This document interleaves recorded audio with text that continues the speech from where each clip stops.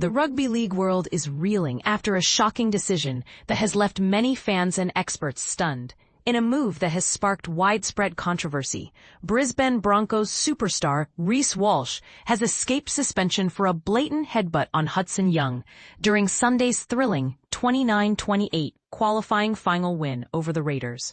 But here's where it gets even more surprising. Walsh was handed a mere $3,000 fine for the Grade 1 striking offense, leaving many to wonder if the NRL has set a dangerous precedent. And this is the part most people miss. The fullback's brain explosion, which saw him retaliate against Young's trash talk with a headbutt, could have had serious consequences for the Broncos' season. Instead, Walsh will be free to play in the preliminary final next week, while his teammate Pat Kerrigan was not so lucky, copping a one-match ban for a high tackle on Morgan Smithies. The decision has raised eyebrows, with many questioning whether the NRL's leniency will encourage other players to engage in similar behavior. But what's even more intriguing is the fact that this is not Walsh's first run-in with the law. He was previously dismissed from a State of Origin game for headbutting Jerome Luai. So what's behind the NRL's decision to let him off with a fine? Is it a case of favoritism, or is there more to the story? The NRL has historically come down hard on headbutting, with previous bans ranging from 1 to 3 weeks. In fact, just last year, Victor Radley was suspended for 3 weeks for a similar offense. So why the leniency this time around?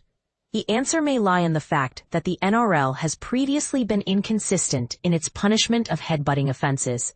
For example, Canberra's Morgan Smithies was charged with a Grade 1 striking offense for headbutting Fanua Pole, but avoided suspension by paying a $1,500 fine with an early plea. However, as many have pointed out, there's a big difference between lashing out in a tackle and intentionally headbutting an opponent. The precedent has been set.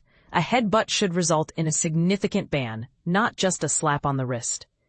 The fact that Walsh has gotten off with nothing more than a fine will undoubtedly cause widespread anger and spark a heated debate about the NRL's disciplinary procedures. But here's the question. Do you think the NRL made the right call, or should Walsh have faced a harsher punishment? Let us know in the comments. As the Broncos prepare to face the winner of the Penrith Panthers and Canterbury Bulldogs in next week's preliminary final, one thing is certain.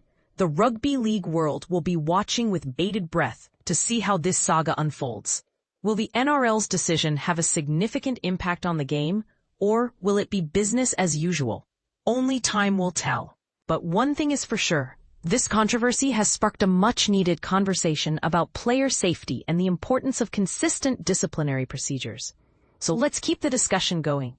What do you think about the NRL's decision? And how do you think it will affect the game moving forward?